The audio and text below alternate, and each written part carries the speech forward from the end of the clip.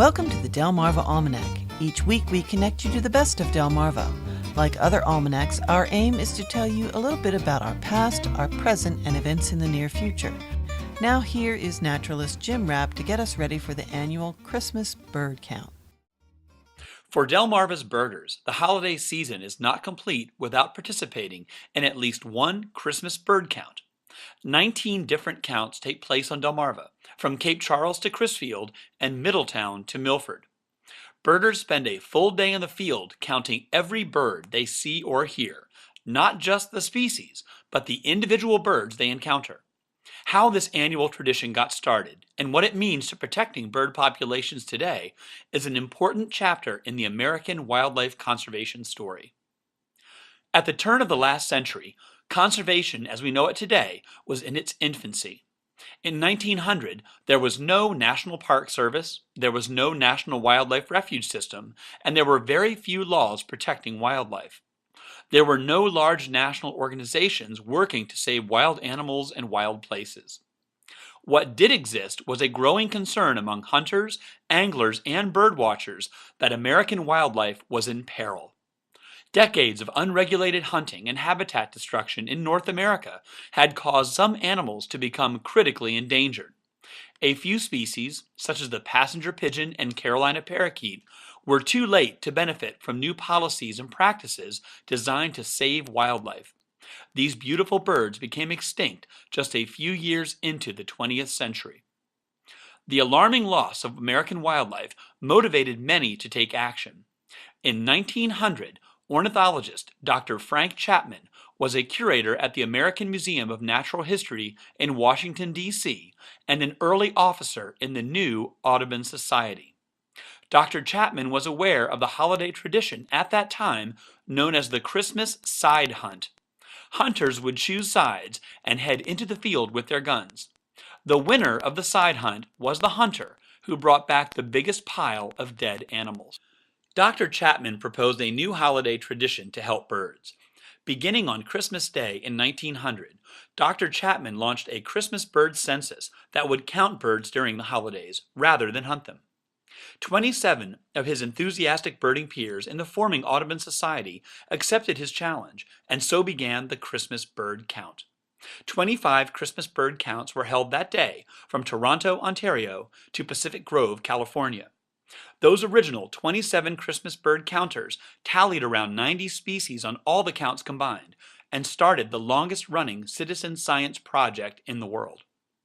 For more than a century, the data compiled by volunteer birders has been reviewed by scientists and conservation biologists interested in the long-term health and status of bird populations across North America.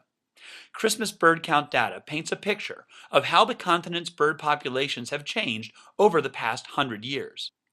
2014 marked the 115th year of the Audubon Christmas bird count and broke records with more than 72,000 observers and more than 63 million birds tallied.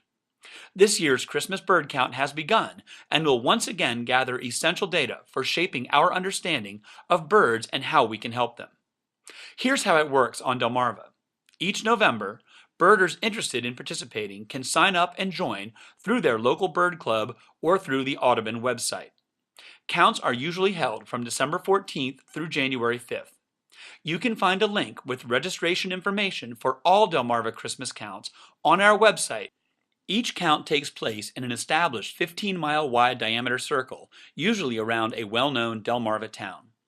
Volunteer birders follow specified routes through the 15-mile circle, counting every bird they see or hear from just before dawn to just after sunset.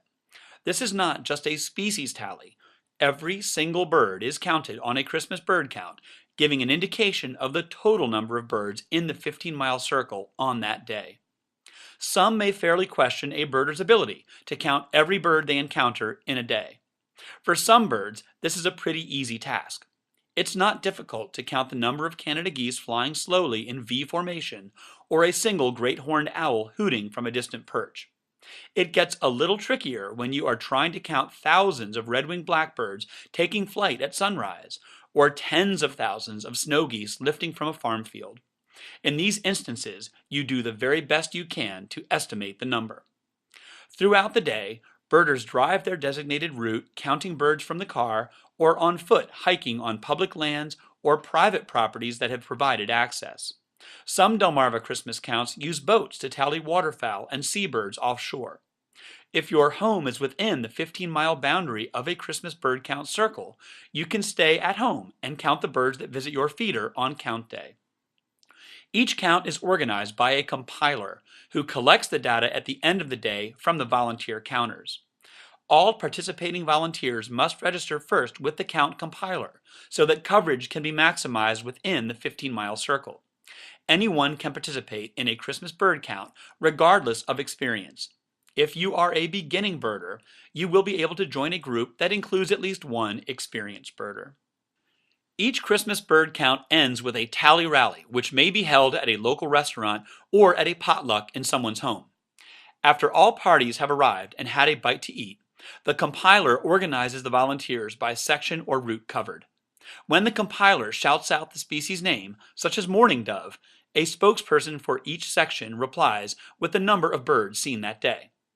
The tally rally gets really exciting at the end of the list of common winter species, when the compiler asks for any rare birds cited that day. You never know what may be found on Delmarva during a Christmas bird count with that many experienced eyes on patrol. The tally rally gets a little somber when it's time to report the birds that have largely disappeared from Delmarva. 20 years ago, when the compiler shouted out northern bobwhite, the final tally would be in the dozens.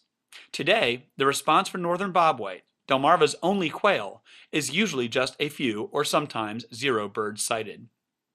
On the other hand, the Christmas bird count is also a time to reflect on the successful recovery of once endangered species.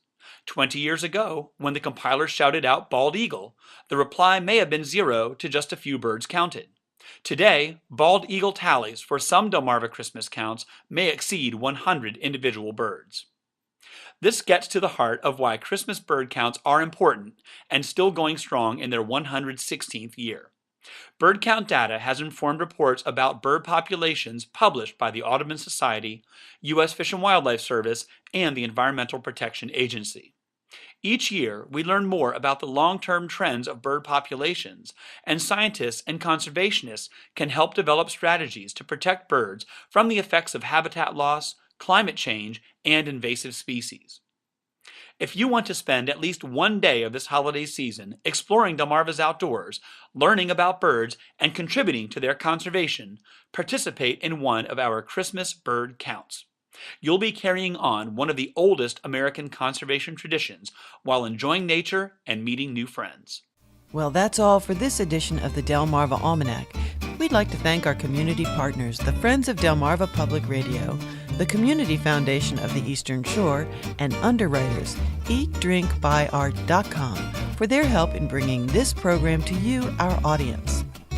Our theme music was provided by Brightside Studio. This show has been a Moonshell production. Thanks for listening. Until we meet again, may the rhythms and tides of Delmarva bring you good fortune.